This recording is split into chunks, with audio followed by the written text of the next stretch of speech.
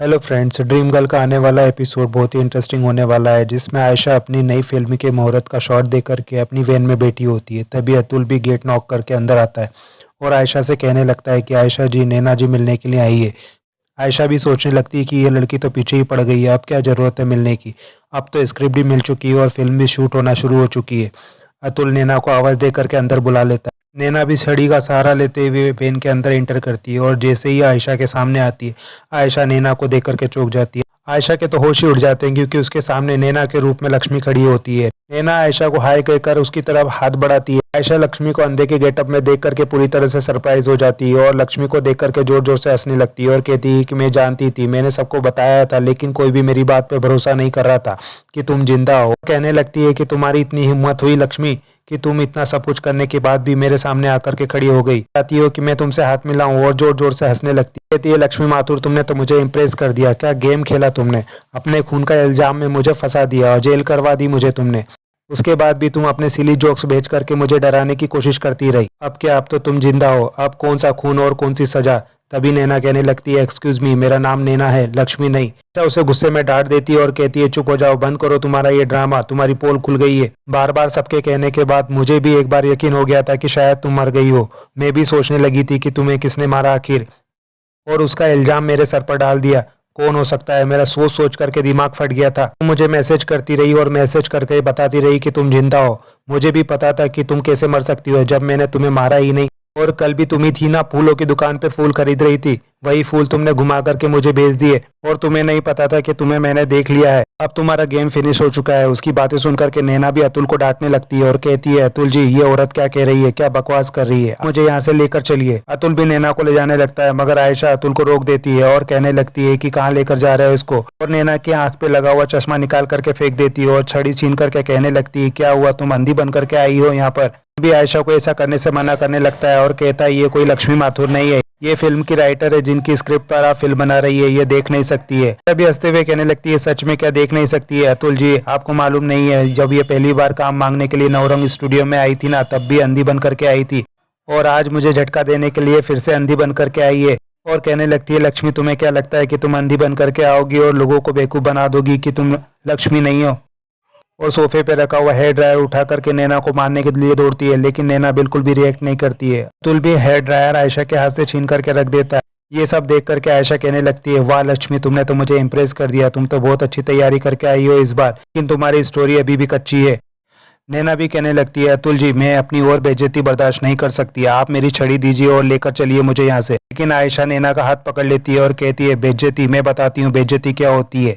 मुझ पर अपने खून का इल्जाम लगाया तुमने, मुझको जेल भिजवाया तुमने, वो होती है बेइज्जती। कैसा होता है जेल में 2 रातें काटना। तुमने मेरी बेइज्जती करवाई है। तुम क्या समझती है, तुम दुनिया को उल्लू बना सकती हो। मैं बताती हूँ कि तुम किसे उल्लू बना सकती हो, इस अतुल को और इसके ऑफिस के लोगों को।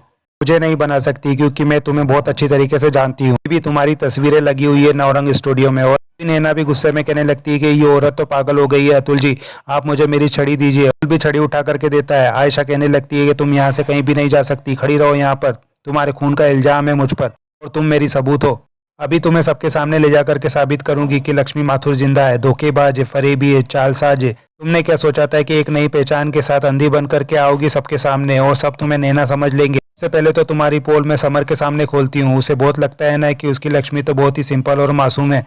करके देखे वो यहाँ पर कि कितनी बड़ी प्लानिंग की है उसने, और अपना फोन उठा करके समर को फोन लगाने लगती है। नैना भी अतुल से कहने लगती है कि अतुल जी, आपने मेरी बेइज्जती करवाने के लिए यहाँ पर बुलाया था क्या। इसी औरत की आप इतनी तारीफ कर रहे थे जो किसी भी इंसान की इज्जत नहीं कर सकती है, तो उसके काम की क्या इज्जत करेगी। चलिए यहाँ से, लेकर चलिए मुझे यहाँ से। और जाने लगती है, लेकिन आयशा उसका हाथ पकड़ लेती है और उसे रोकने की कोशिश करने लगती है। नैना आयशा को धक्का दे देती है और कहती है, हिम्मत भी मत करना मेरा हाथ पकड़ने की। अतुल भी नैना को लेकर के वैन से बाहर निकल आता है। नैना भी जाकर के अपनी कार में बैठ जाती है। तभी आयशा भी दौड़े दौड़े उनके पीछे आती है, लेकिन नैना वहां से निकल चुकी होती है। आयशा अतुल से कहने लगती है, इसको क्या लगता है कि मैं किसी को बताऊंगी नहीं, और सबको चिल्ला चिल्ला करके बताने लगती है। वहां पर मौजूद सारे लोग आयशा को इस तरह चिल्लाता हुआ देख करके सोचने लगते हैं कि शायद आयशा पागल हो गई है। सभी लोग आयशा को हैरान होकर के देख रहे होते हैं। आयशा अपने आप को शांत करने लगती है और सोचने लगती है मैं अननेसेसरी इतना क्यों चिल्ला रही हूँ, और अपने खास लोगों को कॉटेज में बुलाती है और मानो को भी फ़ोन ट्राई करने लगती है, पर उसका फ़ोन नहीं लग रहा होता है। कौशल से भी कहती है कि समर को फ़ोन लगाओ, पर समर का भी फ़ोन नहीं लग रहा होता है। शायद मीटिंग में बिजी होने के कारण फ़ोन नहीं उठा पा रहा होता है। आयशा अपने स्टाफ के सामने अतुल से कहने लगती है कि अतुल जी, आपको क्या लगता है कि ये सब करके आप बच जाएंगे? लक्ष्मी के साथ साजिश में आप भी इन्वॉल्व है, सारा दिमाग आपका ही है उसके पीछे। आप ये मत सोचना कि मैं आपको जाने दूंगी, मैं पुलिस बुलाऊंगी, आपको जेल भिजवाऊंगी। और कौशल से कहती है कि पुलिस को फ़ोन लगाओ। अतुल भी कहने लगता है कि आयशा जी, मुझे कुछ समझ में नहीं आ रहा है कि आप क्या बोल रही है, वो हमारी राइटर है। आयशा कहने लगती है कि वो लक्ष्मी है, सबने देखा है, वो लक्ष्मी है। और रोमी से पूछने लगती है, रोमी तुमने देखा था ना कि वो लक्ष्मी थी? रोमी भी कहने लगती है मैडम मैंने नहीं देखा था। आयशा कहती है कौशल ने देखा है। कौशल से पूछने लगती है कौशल तुमने देखा था ना? कौशल भी कहता है नहीं मैडम, मैं भी नहीं देखा था। आयशा परेशान होने लगती है और सारे स्टाफ से पूछने लगती है क्या तुम में से किसी ने भी लक्ष्मी को नहीं देखा था? कोई भी जवाब नहीं दे रहा होता है। आयशा निधि से पूछती है निधि तुमने तो देखा था ना? मगर निधि भी कुछ भी नहीं कहती है। आयशा को विश्वास नहीं हो रहा होता है कि किसी ने भी लक्ष्मी को नहीं देखा। आयशा अतुल से कहने लगती है तो ये सारी प्लानिंग इस अतुल की थी, इसने ही पहले से प्लान कर रखा था कि लक्ष्मी को किसी के भी सामने नहीं लाएगा। और जब मैंने स्क्रिप्ट मांगी थी तब भी ये उसको नहीं लेकर आया, और ना ही कॉन्फ्रेंस में और ना ही पूजा में। इसका मतलब तो साफ था कि ये दोनों मिलकर के मेरे दिमाग के साथ खेलना चाहते थे, ताकि जब मैं सबके सामने पूछूं ना तो सबको ये लगे कि मैं पागल हूँ। यही प्लान था ना मिस्टर अतुल तुम्हारा?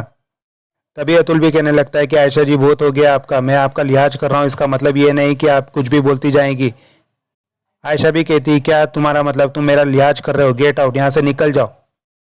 अतुल भी गुस्से में वहां से चला जाता है। आयशा सभी को गुस्से में वहां से जाने के लिए कह देती है और अपना फोन उठा करके अभिमन्यु को फोन लगाती है। अभिमन्यु फोन काट देता है। आयशा फिर से फोन लगाती है। अभिमन्यु फिर से फोन काट देता है। आयशा फिर से फोन लगाती है। इस बार अभिमन्यु फोन उठा लेता है और पूछने लगता है क्यों बार बार फोन कर रही है? आयशा भी कहने लगती है लक्ष्मी जिंदा है। इस बार मैंने उसे सिर्फ देखा ही नहीं है, उससे बात भी की है। इस बार वो राइटर बन करके मेरे सामने खड़ी हो गई थी। आप लक्ष्मी को बुला करके उससे पूछताछ कीजिए। अभिमन्यु उसकी बातें सुन करके फोन काट देता है। आयशा हैरान होकर के सोचने लगती है इसने मेरा फोन काट दिया, किसी को भी मेरी बात पे विश्वास नहीं हो रहा है। सब ये समझ रहे हैं कि मैं पागल हो गई हूँ, सिर्फ मानव को ही मेरी बात पे यकीन था, पर वो आज है नहीं, मैं क्या करूँ? तभी आयशा लक्ष्मी को याद करने लगती है। उसे याद आने लगता है कि जिस तरह से नैना उसके सामने आज अंधी बन करके आई है, उसी तरह से लक्ष्मी भी स्टूडियो में पहली बार जब काम मांगने आई थी तो इसी तरह से अंधी बन करके आई थी। आयशा खुद से कहने लगती है कि बहुत बड़ी गलती कर दी लक्ष्मी तुम्हें अंडर एस्टिमेट करके। तुम बहुत ही स्मार्ट हो, तुम बहुत ही अच्छा खेली, लेकिन तुम भूल गई हो कि तुम किसके साथ खेल रही हो। मेरा नाम भी आयशा सरीन है और मैं हमेशा तुमसे एक कदम आगे रहूंगी। अब तुम बहुत पछताओगी, तुम मेरे सामने जो आ गई। तुम्हें खेलना है ना मेरे साथ, तो ठीक है अब खेलते हैं। मेरी बेल के टाइम में भी कुछ दिन बचे हैं ना, उसके पहले ही मैं तुम्हारा सर सबके सामने ला कर रहूंगी। तुम खुद ही सबके सामने बोलोगी कि तुम ही लक्ष्मी माथुर हो। और कहती है जलते वो हमसे तेवर बदल बदल कर, जिनको सिखाया हमने चलना संभल संभल कर। अंधी बनकर आई हो ना लक्ष्मी, मैं तुम्हें ऐसे अंधेरे में भेजूंगी कि वहां से तुम्हें बाहर निकलने का रास्ता ही नहीं पता होगा। और अपना मोबाइल उठा करके किसी को मैसेज करती है, कुछ बहुत जरूरी डिस्कस करना है, शाम 5 बजे सरीना हाउस में मिलते हैं। उधर नैना अपने घर पहुंच चुकी होती है और धीरे धीरे अपनी छड़ी का सहारा लेते हुए घर में एंटर करती है और घर के डोर को अंदर से लगा करके धीरे धीरे छड़ी के सहारे कमरे में चलने की कोशिश कर रही होती है। तभी वो टेबल के पास पहुंच करके पानी का गिलास उठा करके पानी पीने लगती है और अपने बेडरूम में जा करके कबर्ड में से टॉवल निकाल करके वॉशरूम की तरफ जाने लगती है।